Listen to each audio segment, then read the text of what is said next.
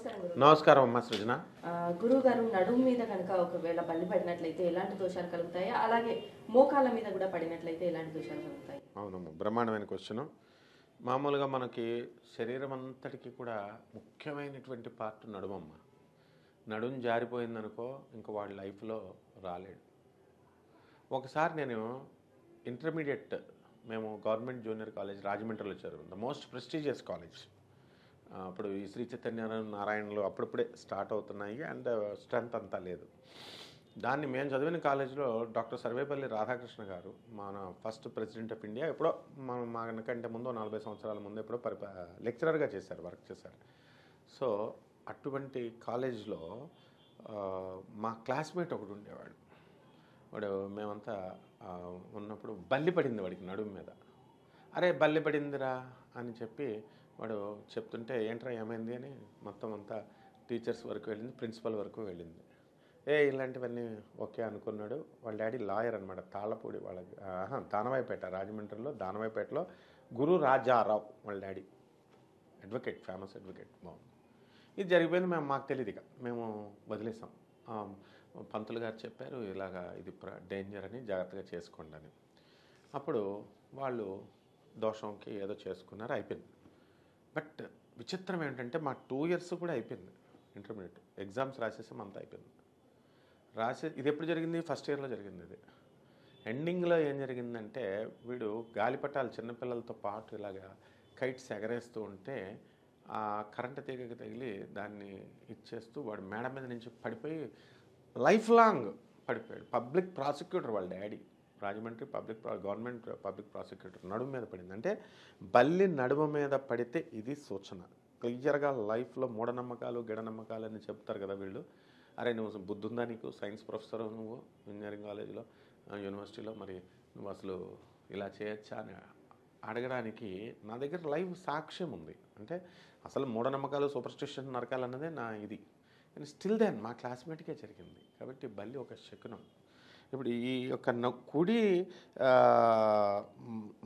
నడుము భాగం ఉంది కదా, నడుము కుడి భాగంలోనూ పక్కటెముకల మీద కనుక బల్లి పడితే సహోదరులకు, అంటే అన్నదమ్ములకి, అక్కా చెల్లెలకి కీడు సంభవిస్తుంది. ఓకే, నడుము కుడి పక్కకు కానీ ఎడమ పక్కకు కానీ పడిందనుకో తల్లిదండ్రులకు కీడు సంభవిస్తుంది. నడుములో ఏ పార్ట్ అయినా కీడే. తర్వాత నడుము మధ్యలో పడితే సెంటర్లో విశేష ధనలాభము, ఊహించని కార్యజయాలు, అన్ని పనులు అయిపోతాయి.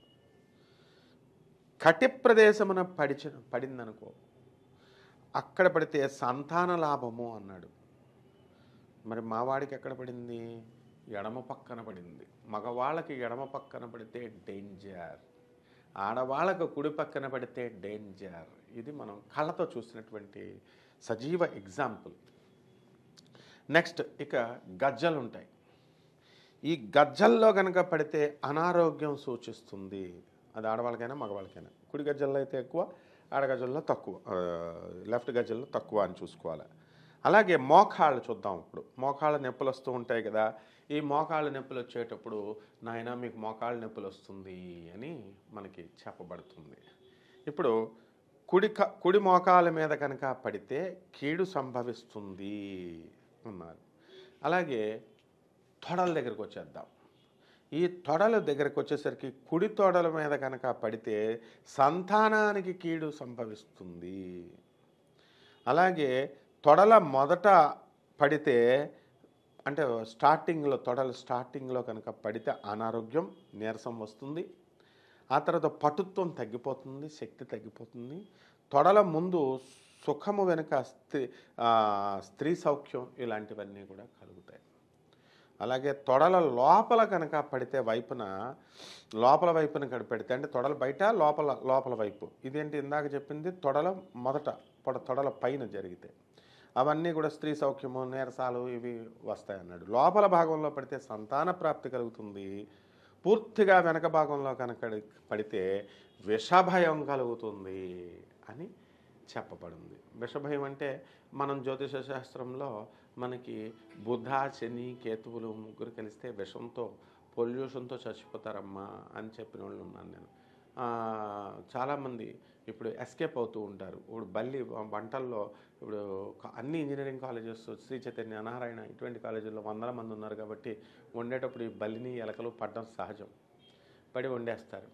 వండేసినప్పుడు ఈ ముందు బ్యాచ్లు తినేస్తారు సాంబార్లో, తర్వాత లాస్ట్ బ్యాచ్లో ఎవరికో పడుతుంది, భయపడతారు. కానీ పాయిజన్ విచిత్రం ఏంటంటే ఈ బల్లి పడితే పాయిజన్ అవ్వాలి, వామిటింగ్స్ అవ్వాలి, చాలామందికి కాకుండా ఉంటుంది. అప్పుడు నేను ఎవరికైతే ఫుడ్ పాయిజన్ అయిందో, ఫుడ్ పొల్యూషన్ అయిందో, అరే మీకు ఏవైనా సూచనలు పడ్డాయా అంటే ఆ ముందు రోజునో లేకపోతే ఒక వారం ముందో బల్లి తొడల మీద పడింది సార్, లేకపోతే బల్లి మాకు నడుము మీద పడింది సార్ అని మా స్టూడెంట్స్ చెప్పిన సందర్భాలు ఉన్నాయమ్మా. మీరు చేసుకోవాల్సిన పరిహారాలు ఏంటంటే వీళ్ళందరూ స్నానాలు చేసేయడమే. స్నానాలు చేసేసి చక్కగా భగవంతుడి దగ్గరికి వెళ్ళిపోయి దీపారాధన చేసేయడం, పూజ, అగరబత్తీలు వెలిగించేయాలా, నైవేద్యం ఏదో ఒక ఫలమో పుష్పమో ఏదో ఒకటి పెట్టేసేయాలా. ఇన్ ఎడిషన్ టు దిస్ మనం స్వయం పాకం పంతులు గారికి ఇచ్చుకోవాలా. కొంచెం బియ్యం, మిరియాలు వేసో ఉప్పు వేసో అక్కడ దేవుడి దగ్గర పెట్టి ఆ స్వయం పాకం ఇచ్చి ఆ మర్నాడు ఉదయం పురోహితుడికి దానం చేసుకుంటే సరిపోతుందమ్మా, దోషం పోతుంది. అలాగే కంచి వెళ్ళి మనం బంగారపు బల్లిని ముట్టుకుంటే ఇంకా బాగుంటుంది. అండ్ ఎవరైతే ముట్టుకొని వచ్చినటువంటి వాళ్ళు ముట్టుకున్నా కూడా పర్వాలేదు. డబ్బులు బాగా ఉన్నవాళ్ళు వెళ్ళి కంచి వెళ్ళి ఇమ్మీడియట్ వెళ్ళి ముట్టుకుంటే సరిపోతుందమ్మా. అలాగే గురువు గారు, నడుము మీద కానీ ఇటు మోకాల మీద కానీ తొడల మీద కానీ బల్లి పడినట్టయితే ఎలాంటి దోషాలు జరుగుతాయి, అలాగే వీరు చేసుకోవాల్సిన పరిహారాల గురించి కూడా చాలా చక్కగా వివరించారు గురువు గారు. Thank you so much. Welcome అమ్మా.